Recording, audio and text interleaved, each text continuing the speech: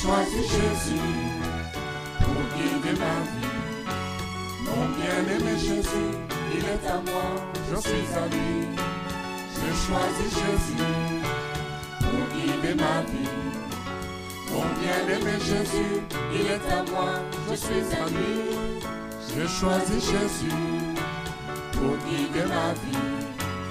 Mon bien-aimé Jésus, il est à moi, je suis à lui. J'ai choisi Jésus pour guider ma vie. Mon bien-aimé Jésus, il est à moi, je suis à lui.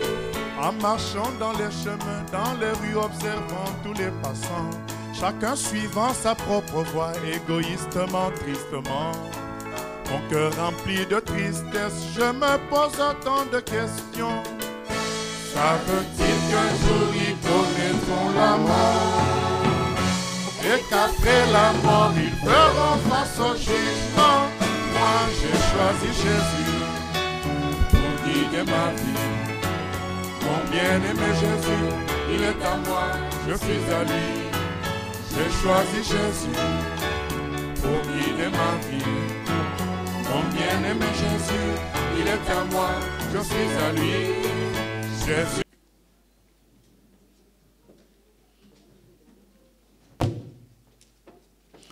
Voilà, donc nous continuons dans Nombre, Béréen l'explorateur, nous explorons la Bible. Nous continuons dans Nombre au chapitre 23. Il y a l'histoire de Balaam. Balaam, dont on ne connaît pas très bien l'origine. On dit qu'il est originaire de Béor. Bon, c'est en Mésopotamie. Bon, il n'est pas vraiment juif. Mais voilà. En tout cas, il semble être utilisé aussi par Dieu. Voilà. Et il y a ce genre de cas de personnages.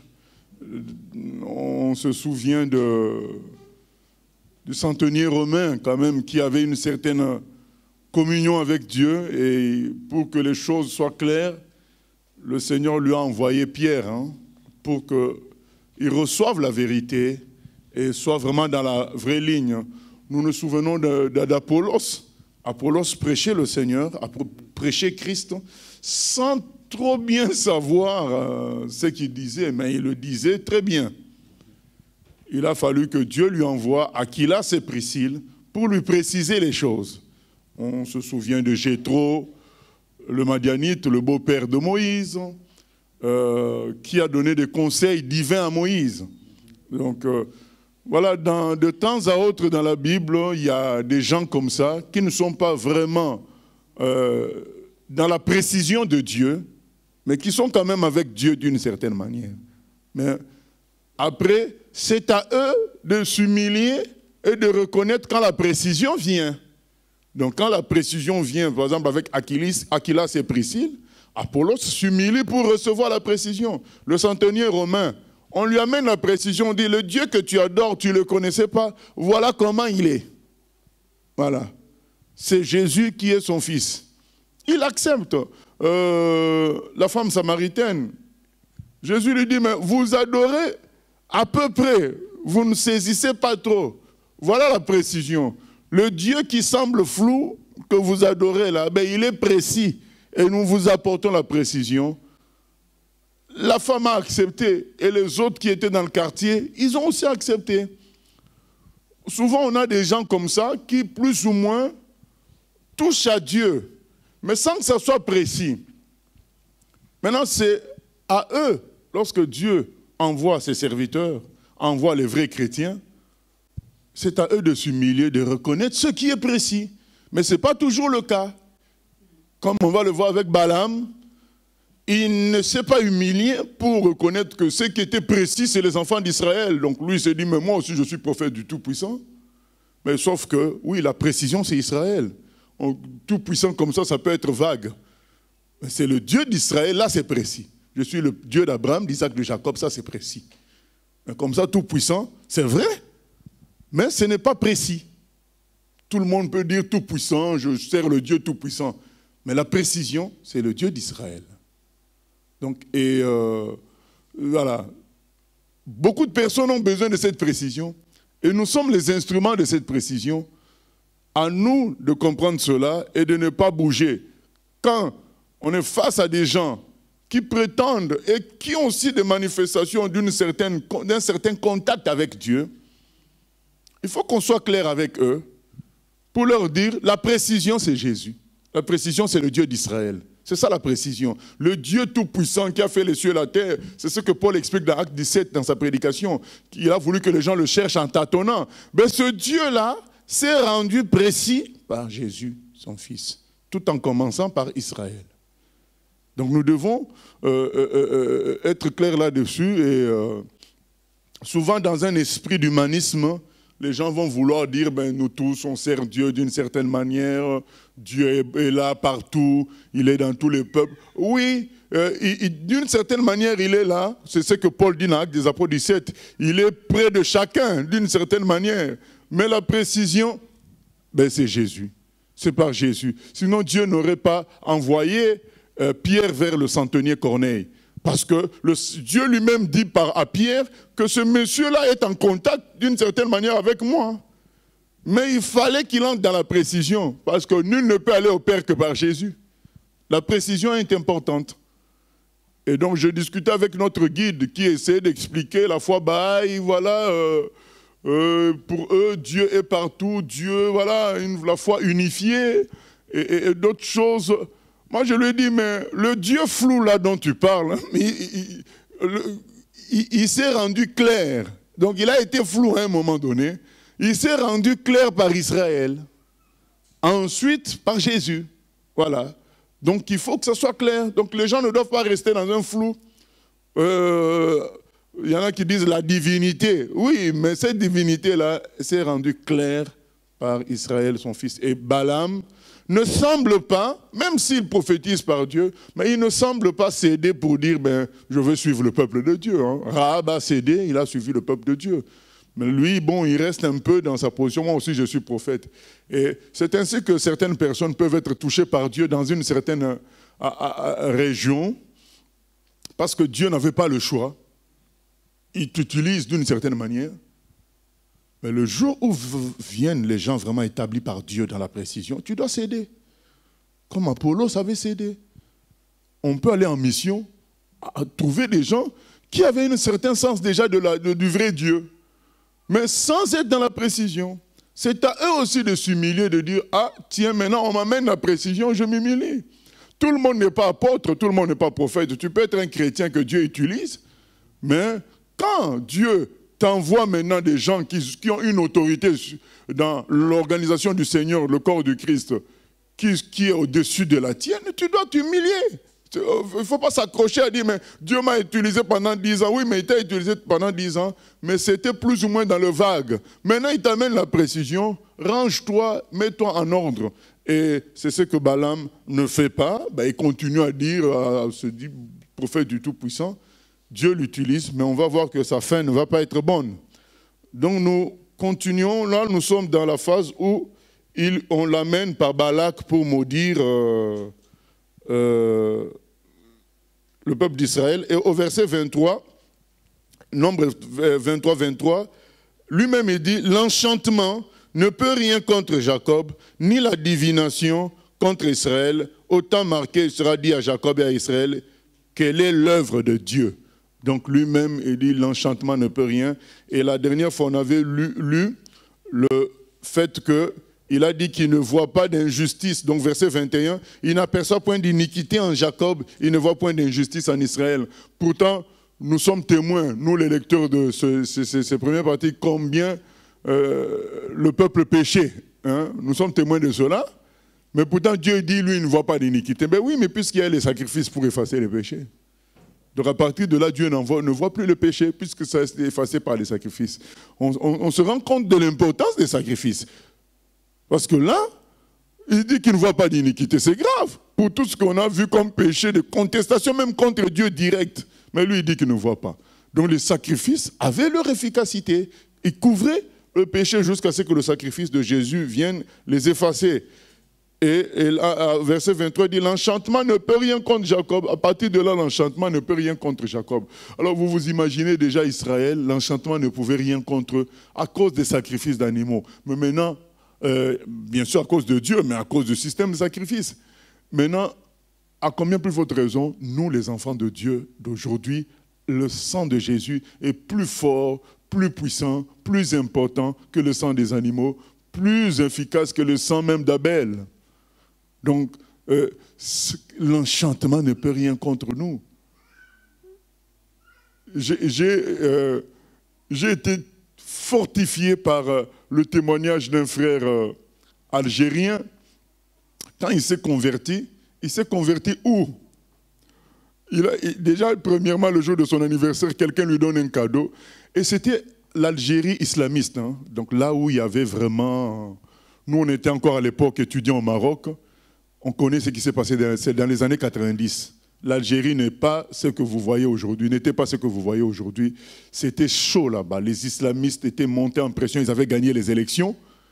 Et donc c'était la guerre entre l'armée et les islamistes. Donc il y avait des massacres en Algérie. Alors, vous connaissez quand même l'épisode des massacres des prêtres catholiques là-bas. Voilà, c'était dans ce micmac-là. Et les islamistes étaient au top en Algérie. Donc lui, il était, voilà, donc dans son village, un jour, quelqu'un lui donne une Bible en cadeau. Il dit, mais pourquoi? Moi, je suis musulman. Bon, il a laissé passer. Ensuite, il rencontre quelqu'un qui lui parle encore de Jésus. C'était exceptionnel parce que vous imaginez, c'était comme un miracle. Les islamistes avaient gagné tout le pays. Mais lui, comme il avait un mal-être, ça ne l'a pas trop choqué. Il a considéré ça comme une continuité du fait qu'on lui a donné la Bible. Il avait quand même des hésitations en lui par rapport à l'islam. Et le monsieur qui lui donne la Bible dit, ben, si tu veux voir comment nous parlons avec Dieu, viens le soir, on a notre réunion. Il était intéressé, il est arrivé au lieu du rendez-vous et ils sont partis maintenant au lieu de la réunion.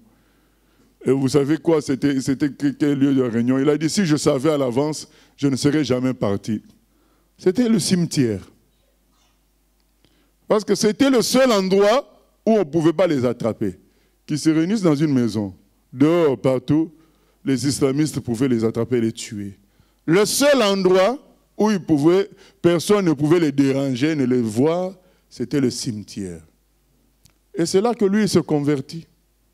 Au cimetière. Je me suis dit, mais combien de chrétiens ne flippent pas devant le cimetière? Mais l'enchantement ne peut rien contre Jacob. L'enchantement ne peut rien contre nous. Et vous savez combien de fois ils se réunissaient? Ils se réunissaient tous les jours, chaque soir. Donc, ce n'est pas comme nous, mardi, mercredi. Non. Eux, c'était chaque soir, rendez-vous au cimetière pour louer l'Éternel. Chaque soir. En Algérie. Et on voit aujourd'hui ce que l'Algérie est devenue, en parlant par rapport au christianisme, c'est devenu un pays de réveil. Est-ce qu'il y a des gens qui se sont sacrifiés, qui n'ont pas eu peur? Je dis, mais qu'est-ce que... Le Seigneur est vivant, les morts, ils vont nous faire quoi? Jésus-Christ est vivant, on va se réunir là. Et chaque jour, ils se réunissaient là-bas. Ils priaient le Seigneur. Parce que les pouvoirs de la magie, les pouvoirs de la mort, tout ça, n'ont aucun impact sur les enfants de Dieu. Aucun impact. Nous devons, c'est notre temps, bien-aimé, de saisir que le Dieu Tout-Puissant est avec nous. S'il est pour nous, Romains 8, 31, qui sera contre nous? Souvent, notre problème, c'est quoi? On regarde à nous-mêmes, on se dit, mais moi, qu'est-ce que je suis devant le grand marabout, grand magicien, grand voyant, un tel que tout le monde vient consulter? Mais il ne s'agit pas de toi, il s'agit de ton Dieu. Maintenant, lui, il est qui devant ton Dieu? Rien du tout. Donc c'est ça, c'est comme ça qu'on doit réfléchir et marcher avec le Seigneur. Et donc Balaam est bloqué. Verset 24, c'est un peuple qui se lève comme une lionne et qui se dresse comme un lion. Il ne se couche point jusqu'à ce qu'il ait dévoré la proie et qu'il ait bu le sang des blessés. Balak dit à Balaam, verset 25, ne le maudis pas, mais du moins ne le bénis pas. Balaam répondit et dit à Balak, ne t'ai-je pas parlé ainsi, je ferai tout ce que l'Éternel dira. Balak dit à Balaam, viens donc, je te mènerai dans un autre lieu. Peut-être Dieu trouvera-t-il bon que là tu me maudisses ce peuple. Balak mena Balaam sur le sommet du Péor en regardant du désert. Balaam dit à Balak, bâtis-moi ici cet autel et prépare-moi ici sept taureaux et sept béliers. Balak fit ce que Balaam avait dit et il offrit un taureau et un bélier sur chaque autel. Voilà, je voulais revenir avant que le frère Simon prenne le chapitre 24 sur le fait que Balaam lui dise, verset 25, ne le maudis pas, mais du moins ne le bénis pas. Vous savez, le diable marchande toujours avec nous. Au début, il veut que Balaam maudisse. Bon, quand il voit qu'il ne peut pas obtenir cela, il marchande. Il dit, ne le maudis pas, mais ne le bénis pas non plus. Mais le problème, c'est ça reste à peu près la même chose. Dieu veut bénir, mais toi, on te dit de ne pas bénir. Et c'est là que Dieu n'aime pas les attitudes du milieu. Satan, quand il ne réussit pas à nous amener dans les attitudes négatives, il nous amène dans les attitudes du milieu. Dieu n'aime pas ça, les attitudes du genre, bon, je ne me fâche plus contre lui, mais je lui dis plus bonjour.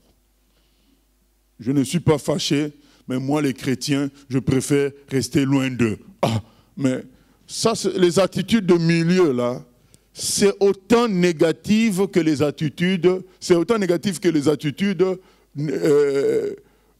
négatives.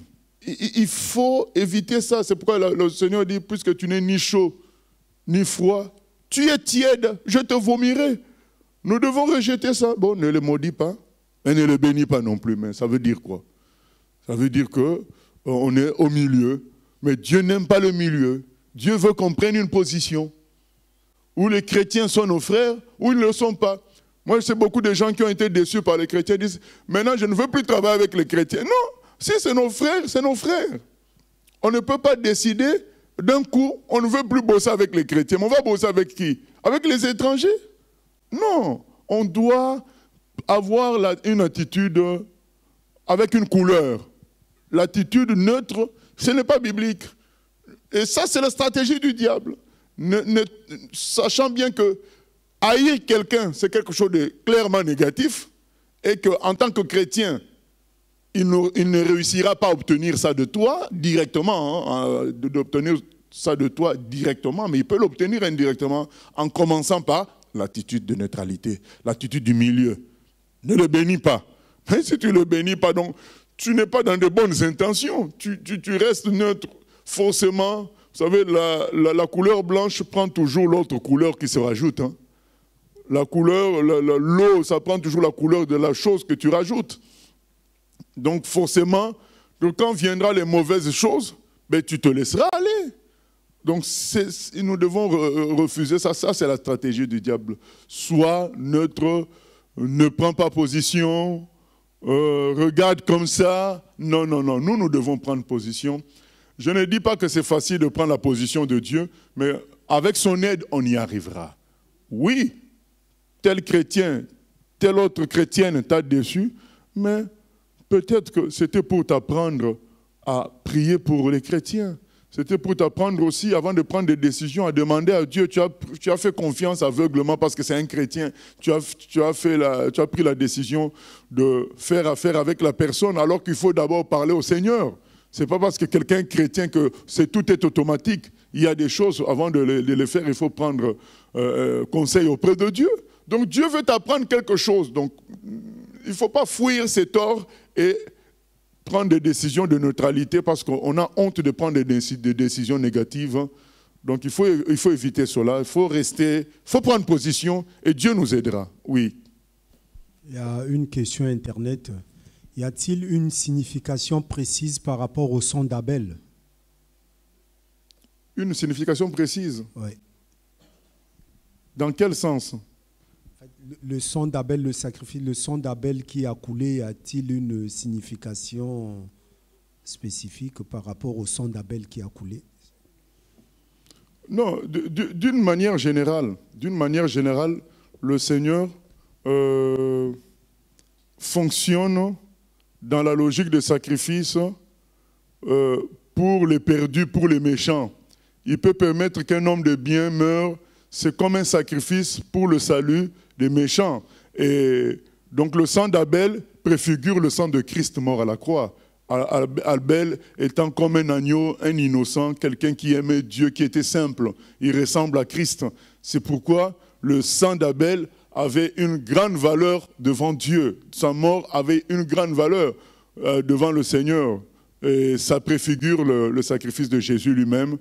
Et dans un certain sens, c'est compliqué à comprendre tout ça. Dans un certain sens, ce même sang-là aidait à ce que la colère de Dieu vis-à-vis de Caïn soit limitée quand même.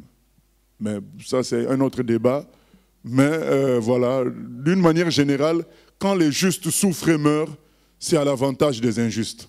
Voilà. Mais ça préfigurait le sang de Jésus-Christ. Donc, on attaque le chapitre 24 avec le frère Siméon. Nombre chapitre 24.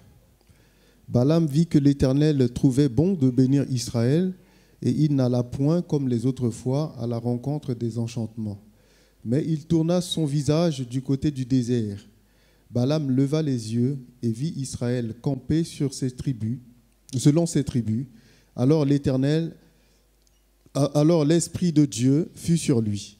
Balaam prononça son oracle et dit : Parole de Balaam, fils de Béor, parole de l'homme qui a l'œil ouvert, parole de celui qui entend les paroles de Dieu, de celui qui voit la vision du Tout-Puissant, de celui qui se prosterne et dont les yeux s'ouvrent. Quelles sont belles tes tentes, ô Jacob, tes demeures, ô Israël. Elles s'étendent comme des vallées, comme des jardins près d'un fleuve, comme des aloès que l'Éternel a plantés, comme des cèdres le long des eaux. L'eau coule de ses seaux, et sa semence est fécondée par d'abondantes eaux. Son roi s'élève au-dessus d'Agag, et son royaume devient puissant. Dieu l'a fait sortir d'Égypte. Il est pour lui comme la vigueur du buffle. Il dévore les nations qui s'élèvent contre lui. Il brise leurs os et les abat de ses flèches. Il ploie les genoux, il se couche comme un lion, comme une lionne, qui le fera lever. Béni soit quiconque te bénira, et maudit soit quiconque te maudira. La colère de Balak s'enflamma contre Balaam. Il frappa des mains et dit à Balaam : C'est pour maudire mes ennemis que je t'ai appelé, et voici tu les as bénis déjà 3 fois. Fuis maintenant, va-t'en chez toi. J'avais dit que je te rendrais des honneurs, mais l'Éternel t'empêche de les recevoir. Balaam répondit à Balak : Ah, n'ai-je pas dit au messager que tu m'as envoyé ? Quand Balak me donnerait sa maison pleine d'argent et d'or, je ne pourrais faire de moi-même ni bien ni mal contre l'ordre de l'Éternel. Je répéterai ce que dira l'Éternel. Et maintenant, voici, je m'en vais vers mon peuple. Viens, je t'annoncerai ce que ce peuple fera à ton peuple dans la suite des temps. Voilà, donc là, une fois de plus, Balaam prononce son oracle parce qu'il y a comme, il n'y a pas comme, c'est la puissance du Saint-Esprit qui le saisit. Il est obligé de dire des choses selon Dieu, parce que la puissance le saisit et il commence à parler de quelles sont belles tes tentes, ô Jacob, tes demeures, ô Israël. Elles s'étendent comme des vallées, comme des jardins près d'un fleuve, comme des aloès que l'Éternel a plantés, comme des cèdres le long des eaux. L'eau coule de ses seaux et sa semence est fécondée par d'abondantes eaux. Donc, il vante maintenant Israël, il bénit Israël. Et maintenant, quand on regarde, on voit comment Balaam décrit, ce n'est pas trop la réalité que nous, on peut imaginer au désert, quoi. Voilà. Donc c'est comme des jardins près d'un fleuve, comme des aloès que l'Éternel a plantés, comme des cèdres le long des eaux. C'est beau. Qu'est-ce que ça nous montre par rapport à ça? Ça nous montre une chose. Même si la situation physique de certains enfants de Dieu peut paraître lamentable, mais Dieu ne les voit pas comme ça. Dieu voit leur cœur. Et Dieu en esprit voit les choses telles que M. Balaam est en train de décrire. Hein. Au fait, Balaam est en train de décrire la vision de Dieu du peuple d'Israël. Ce n'est pas notre vision à nous, parce que nos yeux ne voient pas ça. Quand on observe ces gens-là, on ne voit pas qu'elles sont belles tes tantes au Jacob. Ils sont quand même déserts dans la galère. C'était pas simple. Hein? Et s'étendent comme des vallées, comme des jardins près d'un fleuve. Toute cette description-là, c'est ce que Dieu voit de ces gens-là. Et nous voyons l'importance qu'il y a à être en règle avec Dieu, en communion avec Dieu. Dieu ne te voit pas de la même manière. Parce que le sang efface tes péchés et il te voit différemment. On se souvient comment il a appelé Gédéon. L'Éternel est avec toi, vaillant héros, vaillant guerrier. Gédéon dit, ah bon, moi, vaillant guerrier, mais comment il peut me voir comme ça? Ben, il te voit comme ça. Dans la communion avec lui, tu deviens vaillant guerrier. Quand tu es en communion avec lui, la communion avec le Seigneur fait que Dieu nous voit tel que c'est décrit. Et dans le monde spirituel, on est tel que c'est décrit là. Et c'est important que nous ayons aussi cet angle-là de vue. La prédication sur la prospérité a détruit la belle vision que le Seigneur pouvait nous communiquer de ce qu'il nous voit. Parce que les gens se regardent en fonction du matériel, en fonction des bénédictions matérielles. Or, Dieu regarde en fonction de la communion avec lui. Cette communion-là permet qu'il te voit tel que c'est décrit là. Et tel que c'est décrit là, c'est tel qu'aussi tu es dans le monde spirituel. Un lion, voilà, qui se couche, qui va le lever? Personne ne peut te toucher. Tu es comme un lion, parce que tu es en communion avec le Seigneur. Ce qui est important, c'est la communion avec Dieu. Ce n'est pas forcément les réussites terrestres. Tant que la communion avec Dieu est bonne, sachant qu'on est comme des trésors. D'ailleurs, Paul a dit que nous portons ce trésor dans des vases d'argile.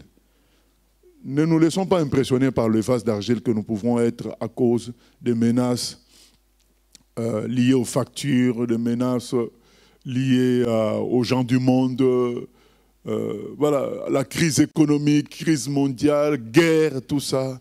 Nous, on est au-dessus de tout ça. On est ce que Dieu voit là. Continuons, verset 15. Verset 15.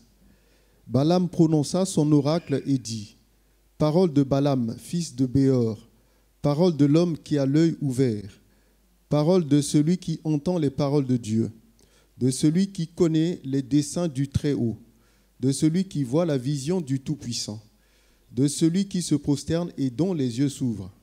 Je le vois, mais non maintenant. Je le contemple, mais non de près. Un astre sort de Jacob, un sceptre s'élève d'Israël. Il perce les flancs de Moab, et il abat tous les enfants de Seth. Il se rend maître d'Édom. Il se rend maître de Séhir. Ses ennemis, Israël manifeste sa force. Celui qui sort de Jacob règne en souverain. Il fait périr ceux qui s'échappent des villes.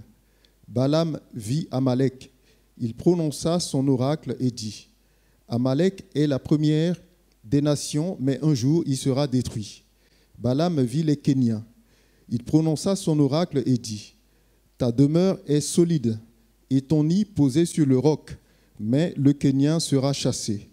Quand l'Assyrien t'emmènera captif, Balaam prononça son oracle et dit, « Hélas, qui vivra après que Dieu l'aura établi? Mais des navires viendront de Kittim.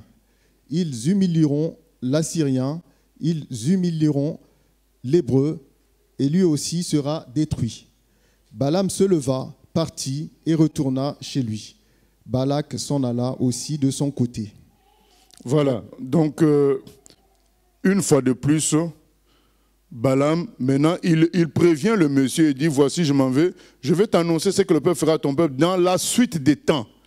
Donc, on considère que cette prophétie-là de Balaam, quand il dit, ça ne concernait pas son époque à lui. Parce qu'il dit dans la suite des temps, donc plus tard. Et quand on lit, par exemple, quand il dit, un astre sort, verset 17, un astre sort de Jacob, un sceptre s'élève d'Israël. Il est en train de parler du Messie. Pour qu'on appelle quelqu'un un astre, donc ce n'est pas n'importe quel serviteur de Dieu, il s'agit bien du Messie. Un astre sort de Jacob, un sceptre s'élève d'Israël et il perce le flanc de Moab, ainsi de suite. Il prédit la venue d'un homme spécial qui va diriger Israël. Donc il voit même la suite des temps. Et nous voyons comment, lorsque, déjà j'ai oublié au verset 10, la colère de Balak s'enflamma contre Balaam, il frappa des mains et dit à Balaam, c'est pour maudire mes ennemis que je t'ai appelé, voici tu les as bénis déjà 3 fois, fuis maintenant, va-t'en chez toi. Donc on voit que quand les gens qui veulent nous amener au compromis, à être au milieu, on n'obéit pas à leur style de fonctionnement, là, l'énervement vient. Hein. Les gens qui nous parlent de l'écuménisme, les gens qui nous parlent de la paix avec tout le monde. Quand nous résistons, on dit, mais non, nous, on ne peut pas faire des alliances de paix avec tout le monde. Nous, on n'a qu'une seule alliance, c'est avec le Seigneur, l'Éternel, le Père de Jésus. Nous devons annoncer la vérité, il n'y a que Jésus qui sauve. Et quand on ne cède pas, eux qui s'appelaient des gens de paix, et qui voulaient nous dire, non, il faut s'entendre avec tout le monde, il faut être gentil avec tout le monde, il ne faut pas considérer que la vérité, ce n'est que Jésus seul. Eux qui paraissaient comme des gens de paix, lorsqu'on résiste, on dit, non, non, nous, on ne veut pas d'œcuménisme. On ne veut pas de mélange, parce que la Bible le dit clairement dans 2 Corinthiens 6, 14, nous n'avons pas fait des attelages disparates avec les infidèles. Donc, on leur dit, on ne peut pas, il n'y a qu'une seule vérité, on ne peut pas dévoyer cette vérité, on ne peut pas l'altérer, donc on doit la présenter telle qu'elle est. Eux qui, au début, paraissaient être des gens de paix, eh bien, ils deviennent d'un coup durs. Hein. Ils nous accusent, ils nous traitent de sectaires, ils se transforment, alors qu'ils semblaient être des gens de compromis. Mais le compromis, ce n'est que faire ce qu'eux, ils veulent. Voilà. Et là, quand Balaam, finalement, ne fait pas le milieu, Balak, il se fâche. Hein. Et c'est ce qui va nous arriver. Donc, les gens qui viennent dans un esprit de paix, dès qu'on ne va pas faire ce qu'ils veulent, ben, ils se transforment en dragons, ils commencent à maudire, à attaquer, à accuser de plusieurs manières. Attendons-nous à cela. Et puis, M. Balaam, il se vante d'être, voilà, au verset 15, il dit, « Parole de Balaam, fils de Béor, parole de l'homme qui a l'œil ouvert. Parole de celui qui entend les paroles de Dieu. » D'accord, félicitations Balaam. Mais si vraiment tu avais l'œil ouvert, tu devrais te soumettre au peuple d'Israël. Tu devrais le suivre. Comme Rahab. Rahab a eu l'œil ouvert, il a compris que Dieu était avec les enfants d'Israël. Je le suis. Il y a plein de gens qui disent « Dieu me parle, Dieu me parle ». Mais si Dieu te parle, tu devrais accepter que la Bible est la vérité. Parce que quand on leur présente le verset biblique, « Ah non, non, non, non, non, non, mais oui, mais Dieu te parle comment? Dieu te parle par des visions, par des songes. Félicitations, c'est beau, c'est bien. Mais Dieu a parlé d'une manière précise et excellente par sa parole qu'il a fixée. C'est la manière la plus précise, la plus forte, sans faute, c'est les Écritures. Maintenant, frère, est-ce que tu pratiques ce qui est écrit là, là, là, là, là? Ah oui, mais moi, Dieu me parle. Mais oui, mais Dieu te parle. Comment Dieu te parle? Tu ne reconnais pas son autre parole qui est la plus précise et la plus fiable. Donc, quand les gens disent Dieu me parle, c'est bien.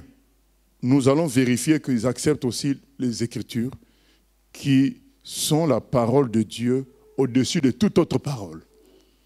Donc c'est cela, ayons ce réflexe-là, ayons cette attitude-là de dire aux gens à qui Dieu parle beaucoup, d'une autre manière, eh bien d'aimer et de respecter les Écritures, c'est au-dessus de tout. Voilà. Parce que Dieu me parle, ça finit où? Ça finit à des prises de karaté pour faire des guérisons. C'est ce qu'on voit sur Internet. Donc il faut toujours qu'on reste dans la parole. La parole est au-dessus de tout ce que Dieu peut te parler ailleurs. Comme un jour, lors d'une réunion chrétienne, une sœur prophétise le jour de la venue du Seigneur. Ah ben déjà, à partir de là, on sait que ce n'est pas de Dieu. Puisque Dieu a dit, on ne connaît ni le jour, ni l'heure. Il viendra tel jour. Mais oui, mais là, ma sœur, les Écritures, la parole précise, fiable, au-dessus de tout, dit qu'on ne connaît ni le jour ni l'heure. Donc il faut, c'est bien, moi j'aime quand Dieu parle aux autres, j'aime. Quand Dieu me parle aussi.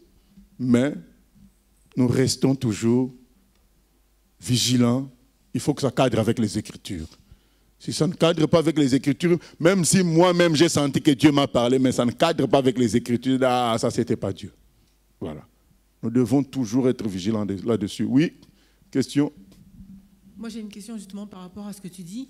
La Bible nous dit que voilà, c'est Dieu qui établit les responsables. Et d'un autre sens, le Seigneur aussi nous parle à nous aussi individuellement. Donc, je voulais savoir comment ça se passe quand, par exemple, il y a un responsable qui donne une direction, une vision ou qui dit quelque chose. Donc voilà, par rapport à ce qu'il a reçu de Dieu, et qu'il y a des personnes qui sont sous son autorité qui ne sont pas d'accord avec lui ou qui ont une autre vision,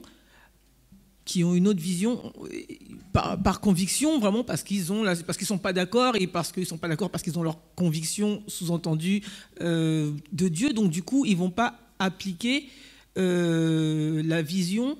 Enfin, ils vont pas suivre, ils vont pas aller dans le même sens sans aller à contresens, mais ils vont juste pas suivre le dirigeant. Non, mais là, c'est une contradiction. Donc, ce n'est pas leur dirigeant dans ce cas-là. Donc, Dieu ne peut pas dire que quelqu'un est ton dirigeant et que vous ne suiviez pas la même chose. Non. Maintenant, si le dirigeant donne des instructions qui sont contraires à la parole, on doit suivre la parole. Mais on doit lui dire aussi, mais ce que tu dis ne correspond pas à la parole. Maintenant, on doit faire un voyage. Et le dirigeant dit, bon, on va faire 1 heure d'intercession pour préparer le voyage. Et toi, tu dis, ah non, moi je reçois qu'on doit faire plutôt 45 minutes. Alors là c'est la rébellion, tout simplement. Donc, ça ne concerne pas un problème de péché, c'est un problème d'organisation. Tout ce qui est lié à l'organisation, Dieu a établi des autorités pour cela. Donc, quand il décide quelque chose qui ne t'amène pas toi dans le péché, qui ne t'amène pas toi dans l'erreur. Pourquoi? Donc, si tu résistes à l'autorité, tu résistes à Dieu lui-même. Donc, qu'est-ce qu'on dit concrètement? Parce que même si on dit aux gens, mais c'est on dit à la personne, c'est ta conviction, d'accord? Parce que tu penses que Dieu t'a dit, mais Dieu a dit. Ah aussi non, moi j'ai l'habitude de dire aux gens, ce n'est pas à ta place, ce n'est pas à toi de... Comme par exemple, quelqu'un peut venir me voir pour me dire, mais tiens, je pense que le vendredi, on doit plutôt consacrer ça à l'intercession et pas qu'il n'y ait pas de prédication. Vous savez la réponse que je vais lui donner? Je vais lui dire, bon, on attendra que Dieu nous le dise. D'accord. Et du coup, donc, si la personne ce n'est pas à lui de prendre ce genre de décision. Il n'est pas à cette place-là. Le vendredi, du coup, quand elle vient, elle veut pas la prédication, elle-même, elle intercède. Donc, rébellion tranquille. D'accord. Est-ce que je laisse ça? Oui, oui. Donc, nous continuons. Chapitre 25. Israël demeurait à Sittim, et le peuple commença à se livrer à la débauche avec les filles de Moab.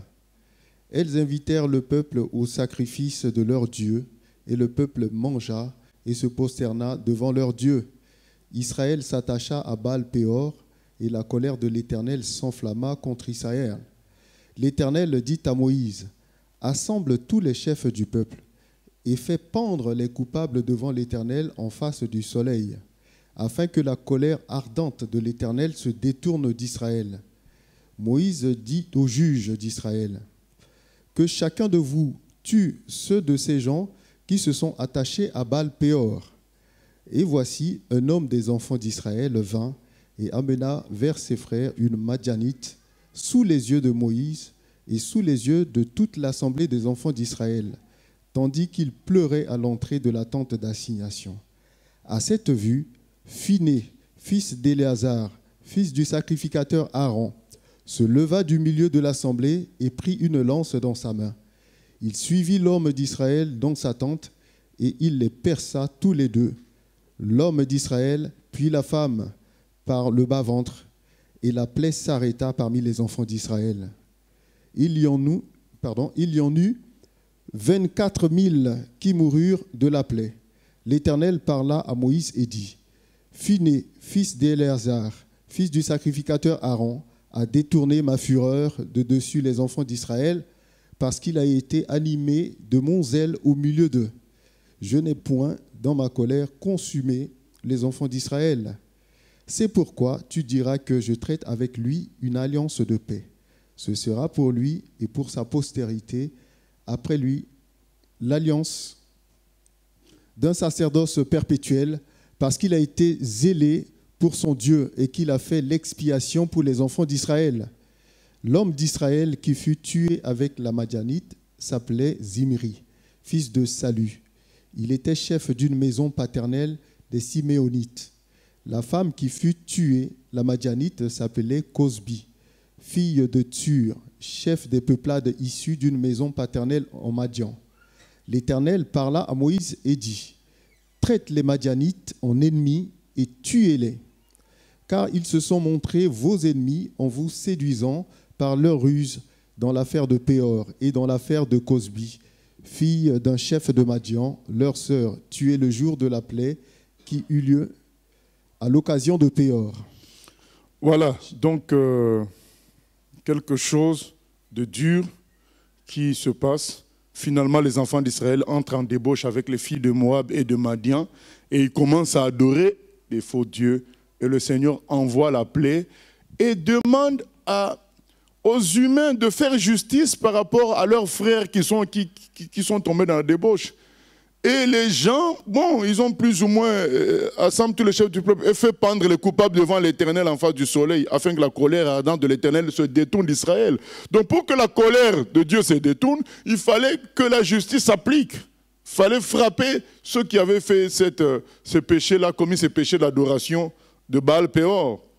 Mais dans cette confusion-là, il y a un courageux, un homme des enfants d'Israël, verset 6, vint et amenait vers ses frères une Madianite. Donc il vient quand même, pendant que ce nettoyage-là se fait, lui il vient quand même paraître encore avec une femme comme ça, étrangère, de sorte que la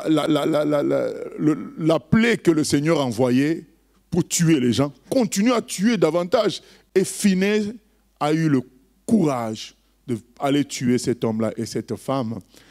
Et c'est ainsi que Dieu a arrêté de frapper son peuple.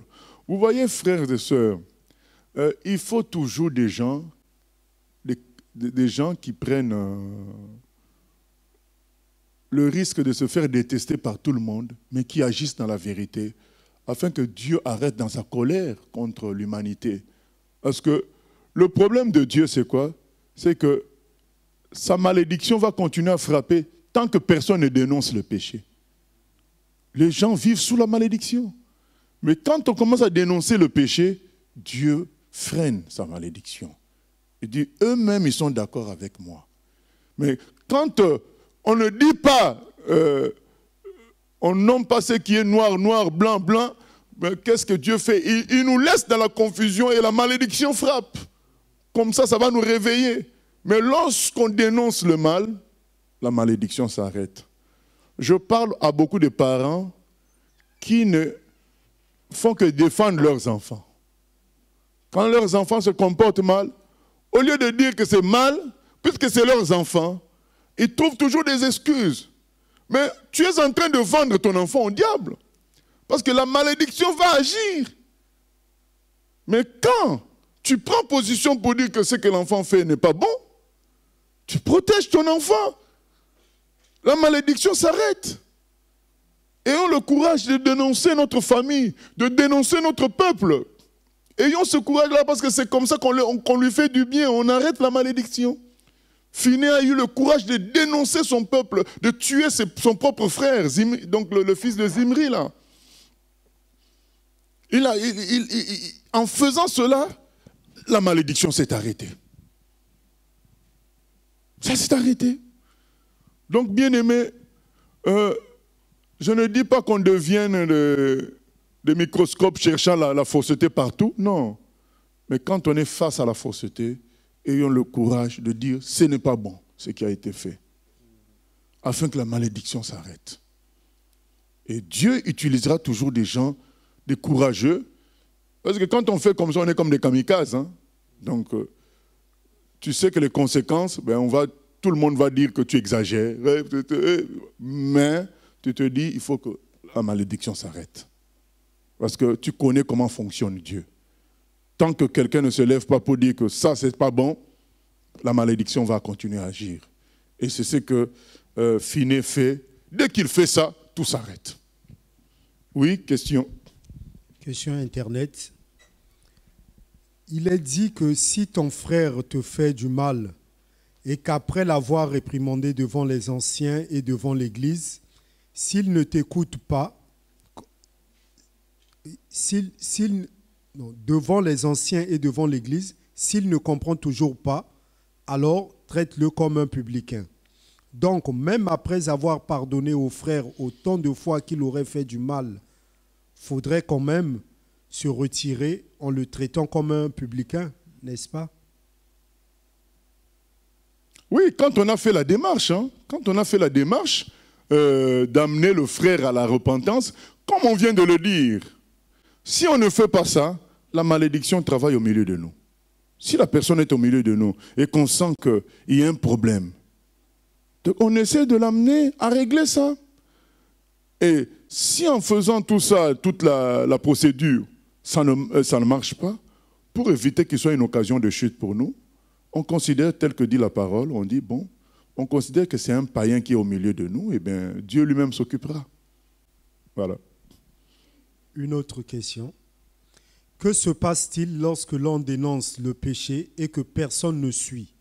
Dieu frappera-t-il toujours ou épargnera ceux qui dénoncent? Et quelle attitude adopter pour ceux qui dénoncent? Non, déjà Dieu ne peut pas... Dieu, c'est clair qu'il va épargner ceux qui dénoncent. Même si quand même il y a des conséquences, comme on dit, collatérales, donc on est quand même dans l'endroit. Donc quand Dieu frappe les autres, on est là aussi. Donc on vit quand même d'une certaine manière les conséquences de ça. Mais toujours est-il qu'en esprit, parce qu'il faut comprendre le principe de Dieu, Dieu veut sauver. Ça, il ne faut jamais oublier ça. Dieu veut toujours sauver. Et quand on dénonce comme ça, on lui permet de sauver. Quand on ne dénonce pas, on laisse la malédiction agir, c'est le mal qui triomphe. Donc quand quelqu'un dénonce comme ça, même si les gens ne suivent pas, ça ouvre le processus de salut. C'est important qu'il y ait des gens qui prennent le risque. Mais comme j'ai dit, on n'est pas là, ça ne doit pas devenir notre boulot de commencer à chercher le mal à gauche, à droite. Non, c'est que quand on est en face du mal, on dénonce ça. Donc quand Dieu nous amène en face de cela, donc il ne faut pas qu'on commence à le chercher. Non, notre boulot c'est de sauver, ce n'est pas de chercher le mal. Mais quand on est face à quelque chose qui n'est pas correct, on doit le dire. On doit le dire, c'est comme ça qu'on permet à Dieu de travailler pour le salut, parce que son but c'est de sauver. Maintenant, quand on appelle le mal bien, lui ne peut plus sauver, parce que c'est la confusion. Lui, il va sauver dans la vérité. Vous connaîtrez la vérité vous rendra libre. Maintenant, quand on est dans une confusion, Dieu laisse dans la confusion et le mal sévit, quoi. Donc, maintenant, les gens qui dénoncent comme ça doivent être prêts à la persécution. Voilà, ça fait partie de la vie des gens qui disent la vérité. Jean-Baptiste a dit la vérité à Hérode, on lui a coupé la tête. Hein. Donc, ça fait partie de ça. Ok, nous continuons, chapitre 26. Chapitre 26. À la suite de cette plaie, l'Éternel dit à Moïse et à Éléazar, fils du sacrificateur Aaron, faites le dénombrement de toute l'assemblée des enfants d'Israël, depuis l'âge de 20 ans et au-dessus, selon les maisons de leurs pères, de tous ceux d'Israël en état de porter les armes. Moïse et le sacrificateur Éléazar leur parlèrent dans les plaines de Moab, près du Jourdain, vis-à-vis de Jéricho. Ils dirent: on fera le dénombrement depuis l'âge de 20 ans et au-dessus, comme l'Éternel l'avait ordonné à Moïse et aux enfants d'Israël quand ils furent sortis du pays d'Égypte.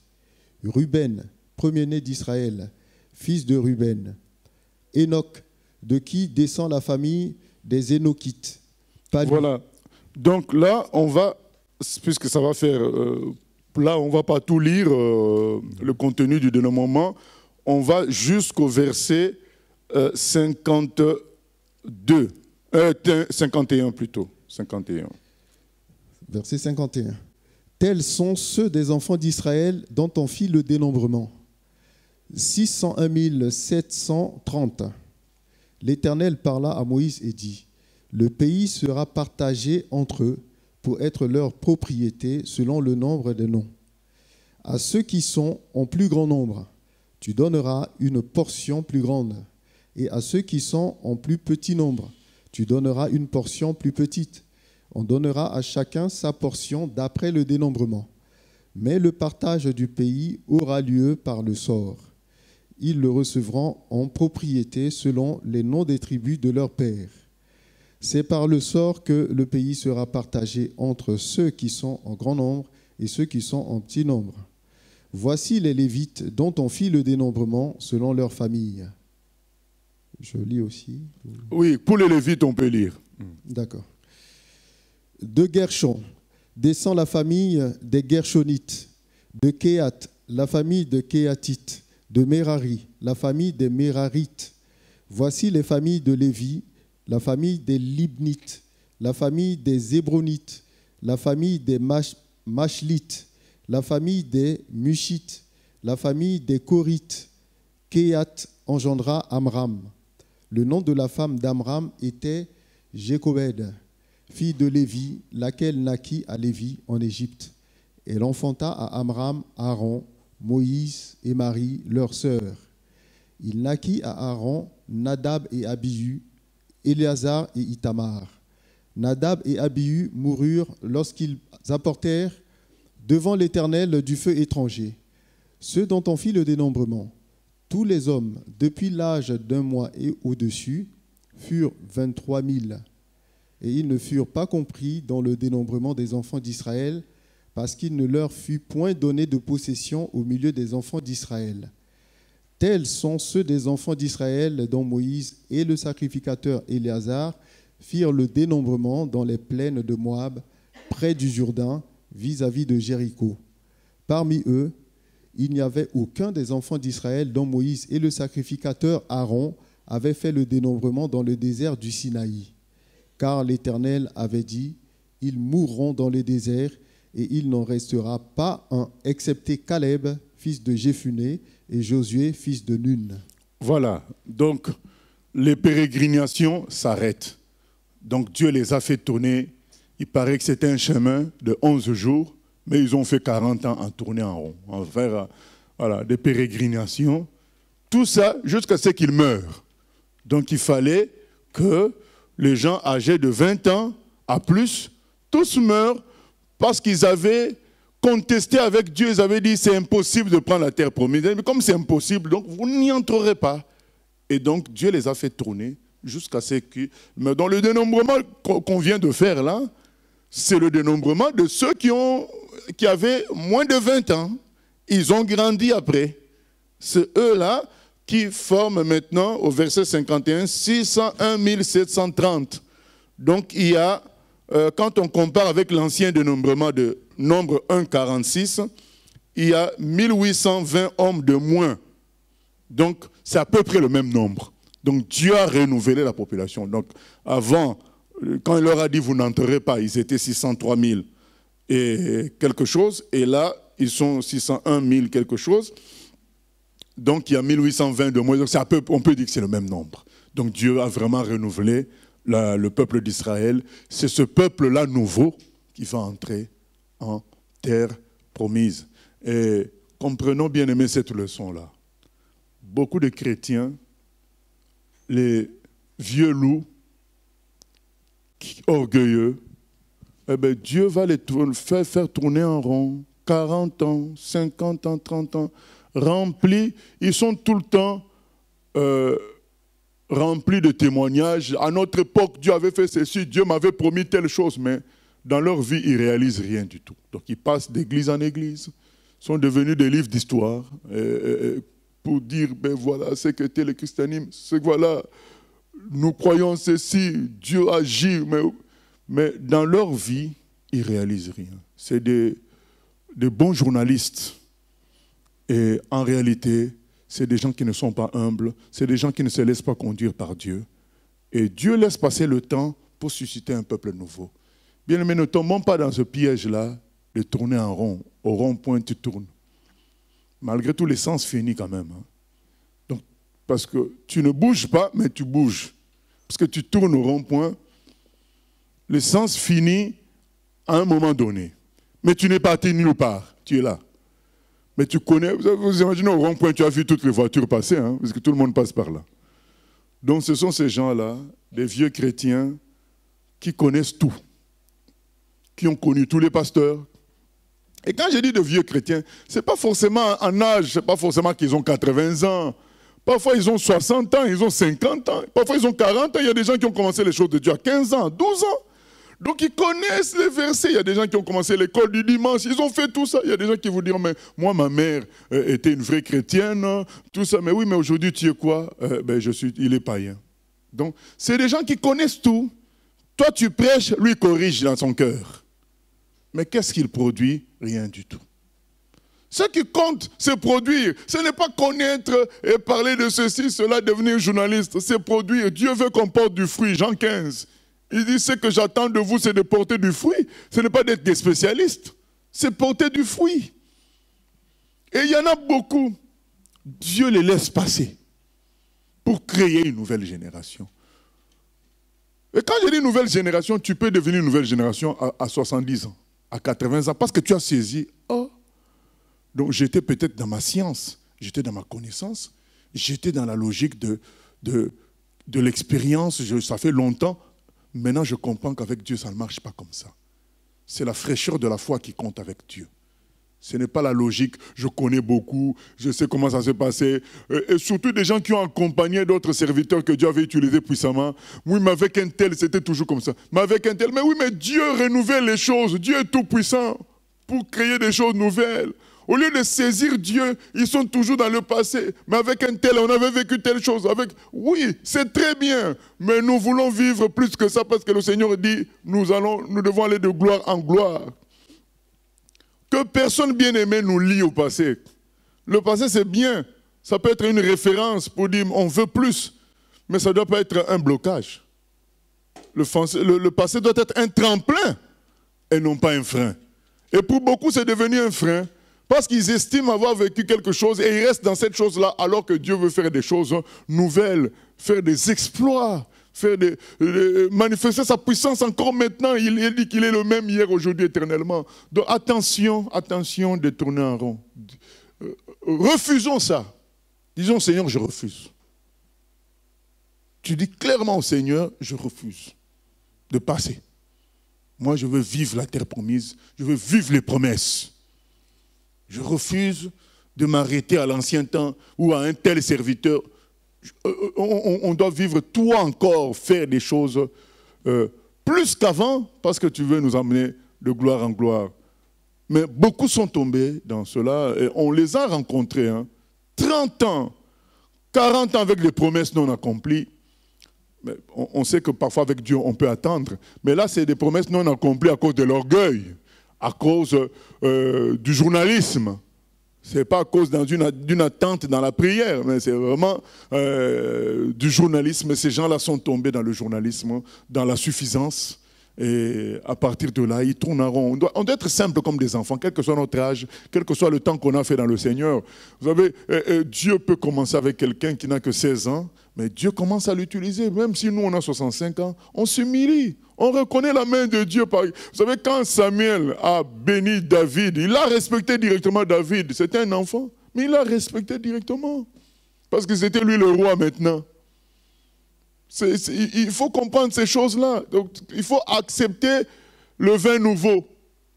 Il faut le vin nouveau, mais pour accepter le vin nouveau, il faut être une outre neuve. C'est important.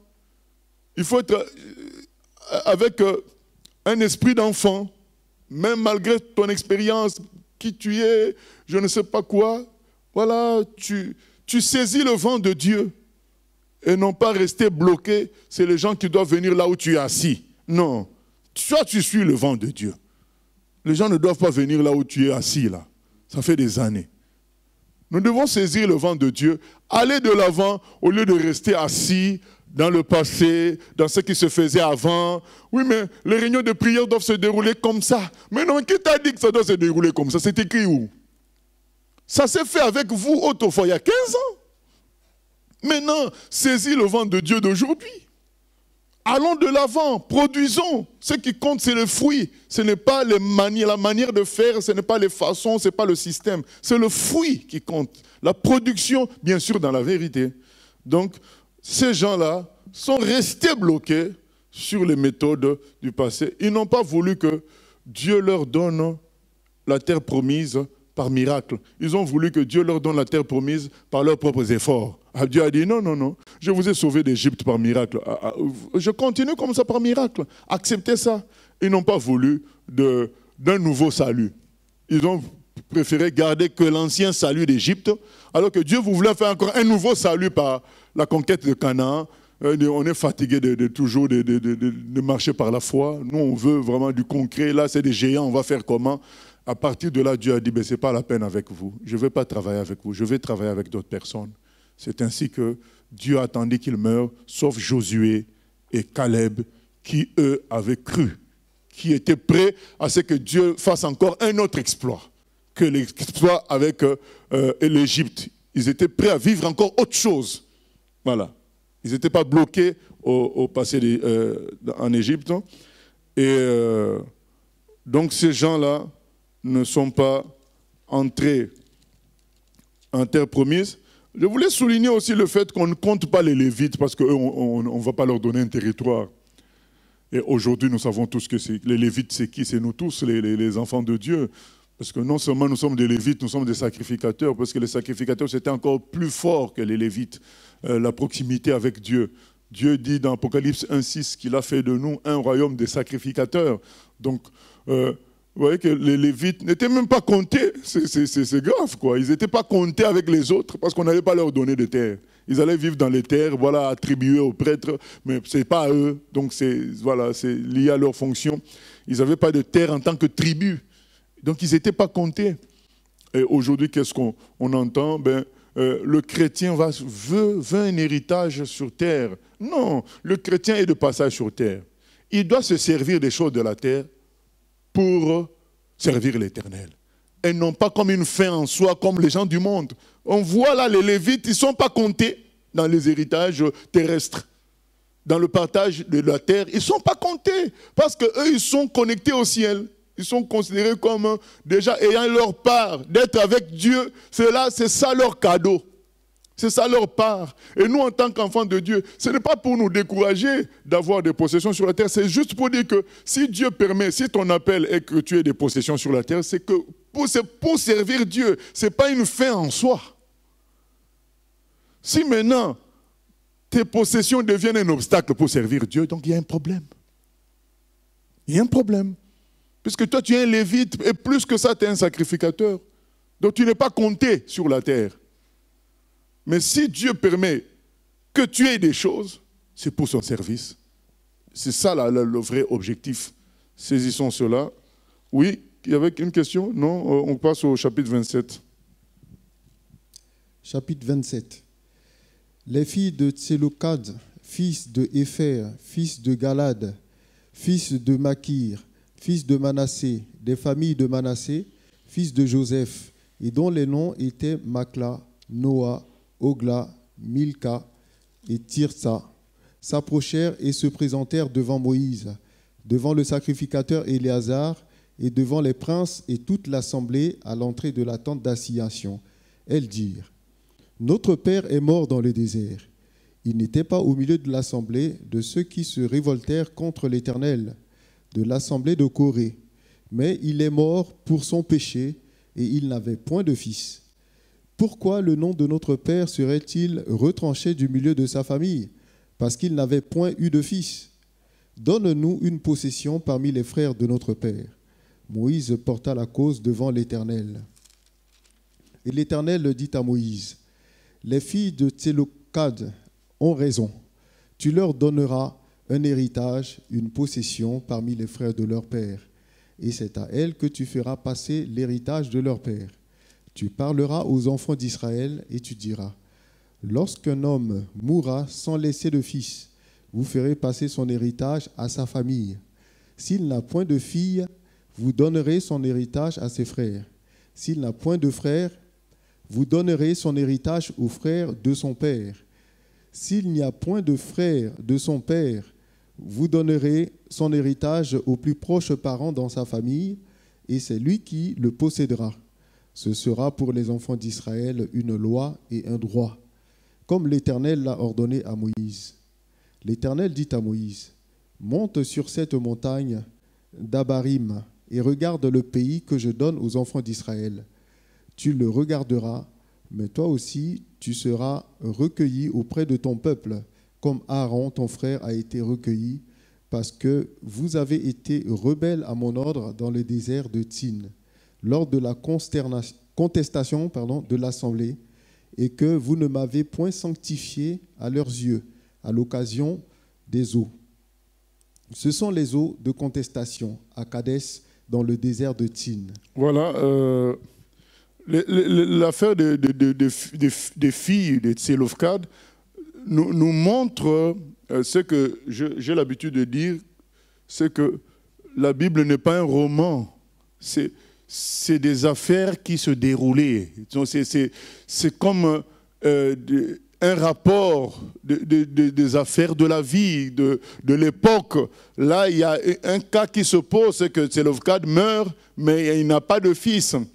Et en général, quand c'est comme ça, les gens se disaient, mais la terre, on ne peut pas donner aux filles parce que les filles, elles risquent de se marier avec un membre d'une autre tribu, de sorte que la terre finira dans l'autre tribu.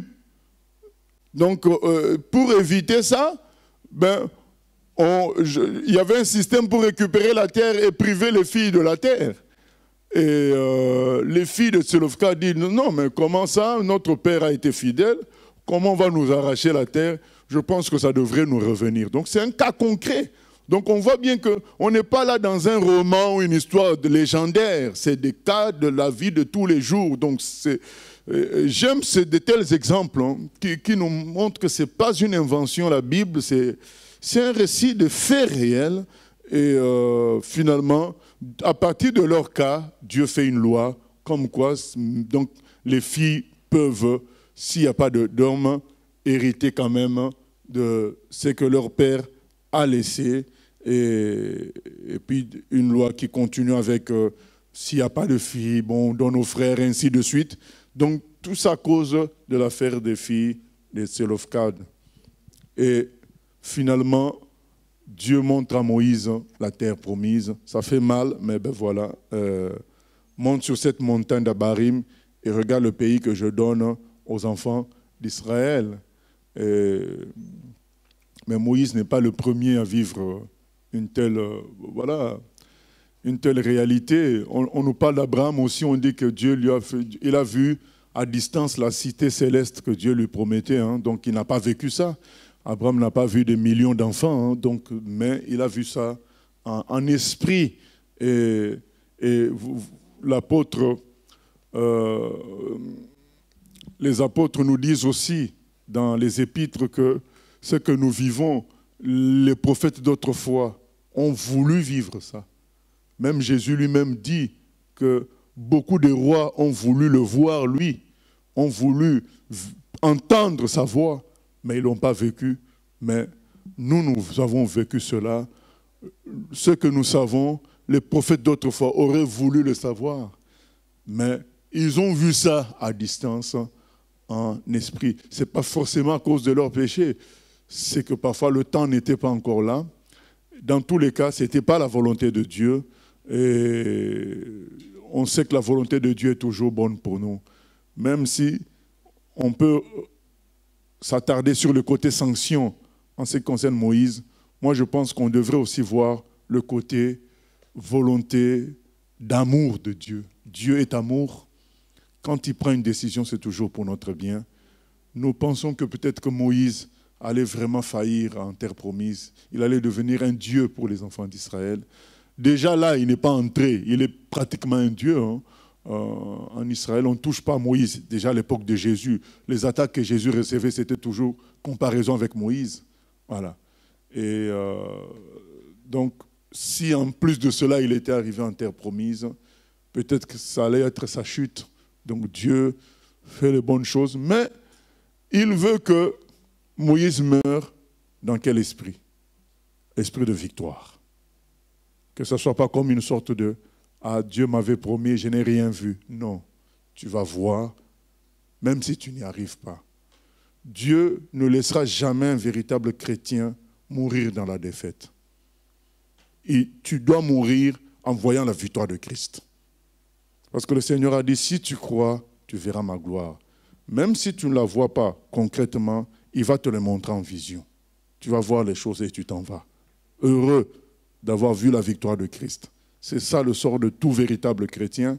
Et c'est dans ce sens-là que Dieu amène Moïse à voir la terre promise. Il ne faut surtout pas qu'il meure dans une logique de défaite, mais dans une logique de victoire. Il voit la terre promise, il sait que c'est bon, c'est réglé.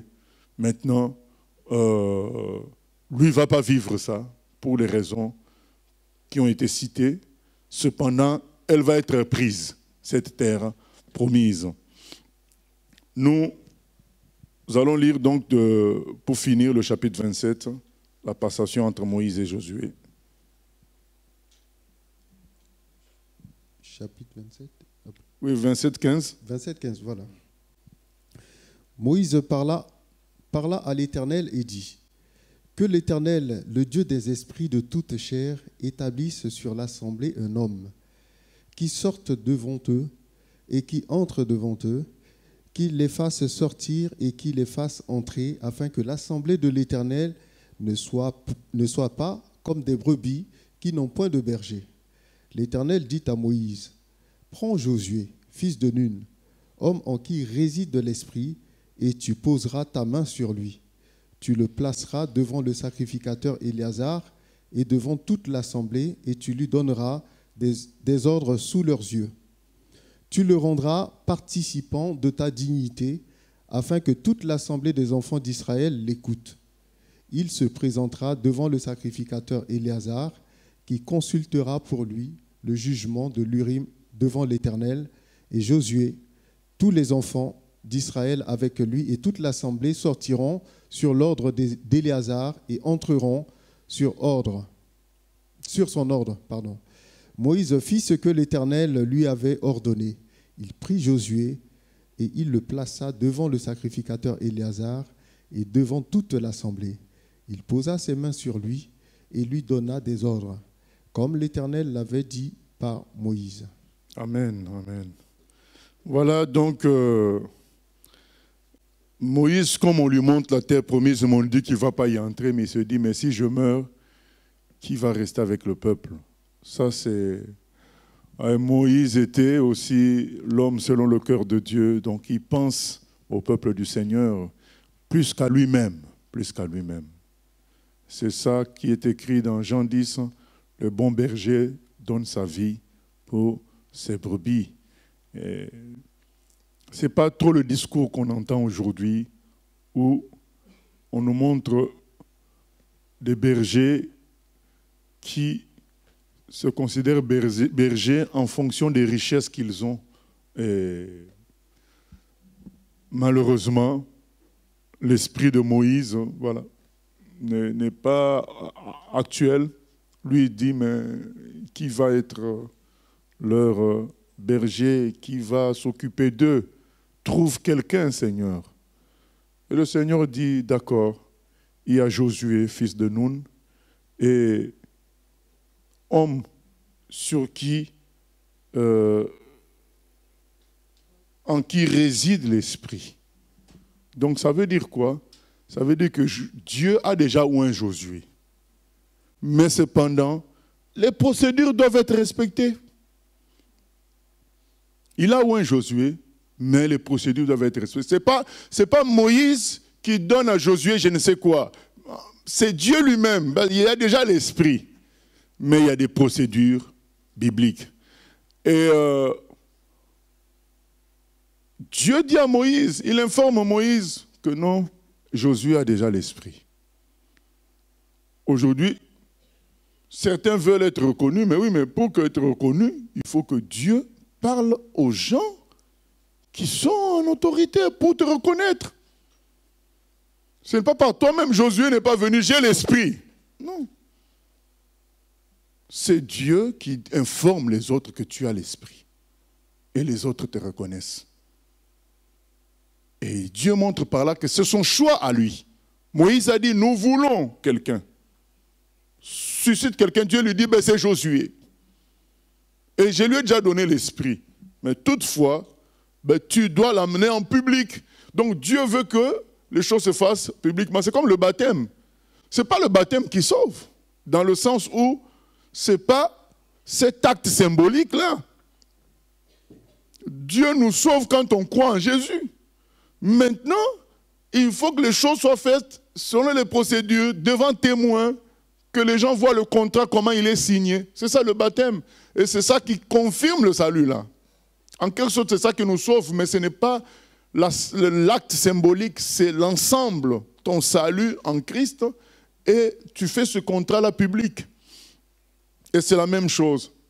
On peut avoir l'Esprit, mais Dieu va permettre que les anciens reconnaissent cela. Dieu est un Dieu de continuité, il n'y a pas de cassure, il n'y a pas de soliste. Il y a une continuité dans son fonctionnement depuis Adam jusqu'à Abraham. Il y a une continuité. Il y a une continuité et personne ne va casser cette continuité-là. Quand tu casses cette continuité-là, c'est toi-même qui te mets de côté, toi-même. Mais Dieu permettra toujours que des aînés nous reconnaissent pour qu'il y ait cette continuité, alors que c'est lui qui donne l'Esprit. Comme on a entendu, excusez-moi de tout le temps dire comme on voit, mais on est obligé de le dire parce qu'il y a des confusions. Il faut que les gens connaissent la vérité. Les gens qui disent, l'Esprit qui est sur moi, je te le donne. Mais non, l'homme n'a pas cette capacité-là à donner son esprit à quelqu'un, je ne sais pas quel esprit. L'onction qu'il y a sur ma vie, reçois ça. Non, tu n'as pas cette autorité-là. Dieu seul a cette autorité. On a dit, mais oui, mais Élie avait donné à Élisée. Non, Élie avait dit à Élisée, si tu me vois, ça veut dire que Dieu t'a exaucé. Voilà. En quelque sorte, c'est Dieu qui le fait, puisque Élie demande le double. Élisée demande le double à Élie. Élie dit, si tu me vois, tu recevras le double. Donc, ce n'est pas Élie qui donne le double, mais il pose une condition qui montre que Dieu approuve la demande d'Élisée. Ce n'est pas nous, on ne peut pas donner l'onction qu'il y a sur ma vie, je te donne. Mais on a entendu ça à gauche, à droite. Il y en a même qui ont enlevé la veste, il enlève sa veste, il vient, il met au frère. Donc tu reçois l'onction qui est sur ma vie. Tout ça, c'était je ne peux pas dire toujours que des escroqueries. C'est aussi un peu du cinéma, quoi. Voilà. On a vu des gens faire, tout le monde fait, hein, c'est un peu du cinéma. En réalité, c'est Dieu qui donne l'esprit. Dieu a dit à Moïse, Josué, moi je lui ai déjà donné l'esprit. Il a l'esprit, mais toi tu dois respecter les procédures, tu dois le prier pour lui devant tout le monde. Prends Josué, fils de Nun, homme en qui réside l'esprit, et tu poseras ta main sur lui. Il faut qu'il y ait continuité. Voilà. Donc Josué ne vient pas par lui-même. Il est un successeur de Moïse. C'est très important. Donc, d'accord, c'est Dieu qui donne, parce qu'il y en a aussi qui vont être dans l'autre extrême. C'est Dieu qui donne l'esprit. Le pasteur, c'est qui? Oh, frère, pourquoi tu t'agites? C'est Dieu qui donne l'esprit, d'accord, mais il a mis des autorités afin qu'il y ait continuité par rapport à ce qui est ancien. Donc, quand Josué bosse, il bosse dans la suite de Moïse. Il ne bosse pas comme un truc nouveau qui a commencé. il y a une suite. Il est une suite, il n'est pas un commencement. Donc c'est très important de comprendre ces choses-là. Et comme l'apôtre Paul dit, il dit, moi j'ai bâti comme un architecte sage, j'ai mis les fondements. Mais attention à tous ceux qui viennent à rajouter après. Vous devez rajouter selon le fondement qui a été placé, Christ. C'est important. Donc tu dis, non, moi j'amène un truc nouveau. Tu viens d'où alors? Non, donc tu viens de quelque part, tu es une suite, respectons le fait qu'on soit une suite, ne cherchons pas toujours à faire des trucs pour dire j'ai été le premier, ou bien c'est mon truc à moi. Non, c'est Dieu c'est l'organisation du Seigneur, et dans son travail, il a fait que tu sois une suite, accepte la position que tu as. Et là, Josué donc, doit recevoir l'imposition des mains de Moïse, afin que cette suite-là continue toujours de se faire. Et il dit au verset 20, tu le rendras participant de ta dignité, afin que toute l'assemblée des enfants d'Israël l'écoute. Il se présentera devant le sacrificateur Éléazar, qui consultera pour lui le jugement de l'Urim devant l'Éternel. Et Josué, tous les enfants d'Israël avec lui et toute l'assemblée sortiront sur l'ordre d'Éléazar et entreront sur son ordre.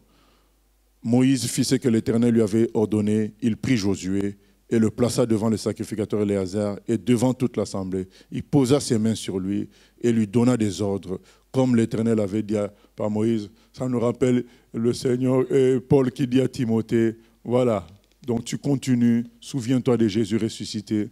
Moi j'ai combattu le bon combat, j'ai gardé la foi, ranime les dons qui ont été donnés dans ta vie par imposition des mains. Voilà, Paul est en train de rappeler à Timothée la même chose. Il faut continuer dans la ligne qu'on vous a laissée. Et l'œuvre de Dieu continue. C'est ainsi que les choses se passent. Nous devons travailler pour le Seigneur et laisser un héritage sérieux aux gens qui suivent. C'est ça notre travail. Notre travail doit toujours être qu'il y ait des gens qui suivent après nous. Il faut qu'on s'intéresse à cela et ne pas à rester unique pour qu'on ne parle que de toi. Non, il faut que Dieu suscite d'autres personnes qui vont continuer avec l'œuvre de Dieu, avec le troupeau d'Israël et de Dieu. Et c'est assez important. Et c'est comme ça qu'on va prier que le Seigneur suscite des ouvriers qui toujours soient là prêts à prendre la suite de son œuvre. Nous allons faire aussi une deuxième prière. Nous allons prier aussi afin que le Seigneur nous aide à appeler le mal mal. Voilà, parce que comme on a vu, Finney a arrêté les choses en prenant position contre ce qui n'était pas bon, à ne pas hésiter là-dessus. Les gens vont vouloir nous amener dans le compromis, dans le langage flou. Refusons le langage flou. Notre Dieu n'est pas flou. Il s'est rendu précis par Israël et Jésus. Donc, soyons toujours clairs dans notre fonctionnement en fonction des Écritures. Prions le Seigneur.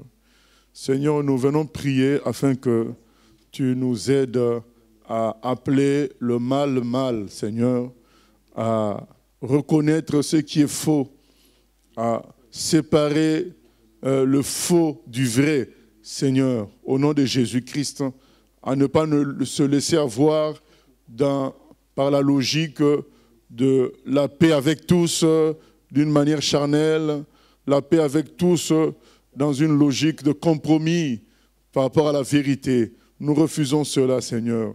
Nous voulons, comme Finney, sauver la vérité en agissant contre le mal, Seigneur, clairement, quitte à subir des persécutions par la suite, Seigneur. Aide-nous à adopter la position de la vérité, non pas pour écraser les autres, non pas pour discréditer les autres, mais dans le but de sauver, Seigneur. Et nous venons prier aussi, Seigneur, que dans ton œuvre, dans ton Église, tu suscites des gens qui prennent la suite et que nous soyons prêts à partager notre dignité avec eux, Seigneur, au nom de Jésus-Christ, de sorte que ton œuvre continue, ô Éternel. Que ceux qui sont anciens ne soient pas jaloux de nouvelles personnes, Seigneur. Au contraire, que nous puissions être dans la joie de voir des successeurs, des gens qui vont prendre la suite, Seigneur. Et peut-être que toi, tu vas nous amener ailleurs. Seigneur, aide-nous à accepter les successeurs et à les mettre à l'aise, à les installer dans la joie, Seigneur.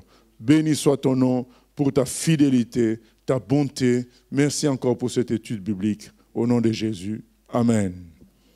Gloire à Dieu.